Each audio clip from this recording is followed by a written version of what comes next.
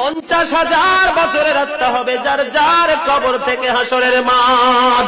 ফুলচেরাতে পুল হবে 30,000 বছরের রাস্তা। আমার উম্মত গুলো কিভাবে রে পায়ে হেঁটে তারা অতিক্রম করবে? বন্ধু নবী এমনি এমনি কাঁদেনি রে, নবী জানিয়ে দিয়েছে কাল কিয়ামতের ময়দানে উম্মত গুলো খালি পায়ে থাকবে, মাটি তো তামা থাকবে। ও বন্ধু, তাদের শরীরে কোনো পোশাক থাকবে না, উলঙ্গ অবস্থায় থাকবে।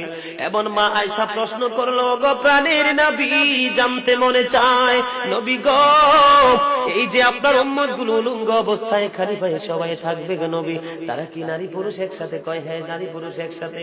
তারা কি কেউ কারো দিকে নজর দিবে না? এবার আমার নবী বলেছে, আয়েশা রে, কেমন করে নজর দেবে রে আয়েশা? বন্যার পানি যেমনি প্রবল বেগে বৃদ্ধি পেয়ে পৃথিবীর মানুষগুলোকে গ্রাস করে ফেলেন, কাল কিয়ামতের দিন এই জাহান্নামের আগুন মানুষের দিকে বন্যার মতো প্রবল বেগে ছুটে এসে মানুষকে ঘিরে ফেলবে। এত ভয়ঙ্কর হবে রে আয়েশা কেরা, এত ভয়ঙ্কর হবে আশুরের দিন, এত ভয়ঙ্কর হবে সেই দিন।